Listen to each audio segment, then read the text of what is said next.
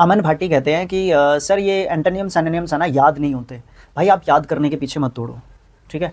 याद करने के पीछे जाओगे, जो आपके पास ऑलरेडी है वो दिमाग से स्किप कर जाएगा। आप याद करने की तरफ मत जाओ, आप उनको पढ़ने की तरफ जाओ। आप उसके रूट की तरफ जो है ध्यान दो कि एक वर्ड से आपके कितने जो है वर्ड्स एक तरीके से बनते हैं। फिर उन वर्ड्स के विद पार्ट ऑफ स्पीच आप उसको ट्राई करो कि आप उसको किस तरीके से, इसमें से कौन कौन से वर्ड्स बन सकते हैं, और फिर उनके पार्ट ऑफ स्पीच देखो क्या हो सकते हैं।